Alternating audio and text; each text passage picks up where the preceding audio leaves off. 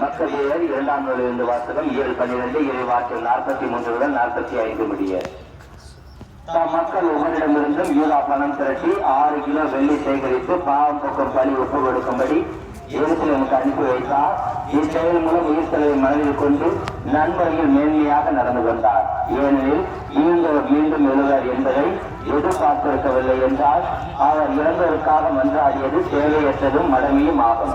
ஆனால் இறைப்பற்றுடன் இறந்தோர் சிறந்த கைமாறு பெறுவர் என்றும் அவர் எதிர்பார்க்காதிருப்பார் என்றால் அவர் இறைப்பற்ற உணர்வில் தூயாய் எண்ணமாகும். ஆகவே இறந்தவர்கள் தங்கள் பாவத்திலிருந்து விடுதலை பெறும்படி அவர் அவர்களுக்காக பாவம் போக்கு பலி ஒப்பு கொடுத்தார். ஆண்டவரின் அருள்வாக்கு. பல்லவி பேரன்பு ஆண்டவரிடமே உள்ளது. ஆண்டவரே, ஆழ்ந்த சிகரத்தில் இருக்கும் நான் உண்மை நோக்கி மன்றாடுகிறேன். ஆண்டவரே, இது மன்றாட்டுக்கு செவி சாய்த்தரலும் என் விண்ணப்ப குரலை உங்களுடைய செவிகள் கவனத்துடன் கேட்கட்டும். பல்லவி ஆண்டவரே, என் குற்றங்களை மனதில் கொண்டு வந்தால் யாரால் நிலைத்து நிற்க முடியும்? நீர மன்னிப்பு அளிப்பவர், மனிதர் உமக்கு அஞ்சி நடப்பவர். பல்லவி ஆண்டவருக்காக ஆவலுடன் நான் காத்திருக்கிறேன். என் நெஞ்சம் காத்திருக்கின்றது. அவரது சொற்களுக்காக ஆவலுடன் காத்திருக்கின்றேன். பல்லவி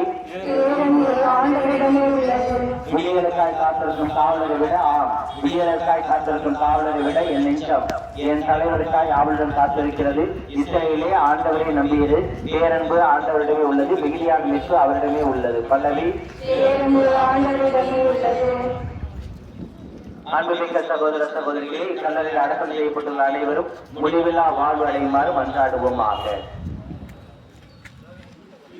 இறைவா, இறந்த எங்கள் பெற்றோர், சகோதரர் சகோதரிகள், மக்களுடைய ஆன்மாக்கள் உமது இரக்கத்தால் தங்கள் குற்றங்களுக்காக தண்டனையிலிருந்து விடுதலை அடைந்து விரைவில் உமது ஆறுதலை பெறுவார்களாக.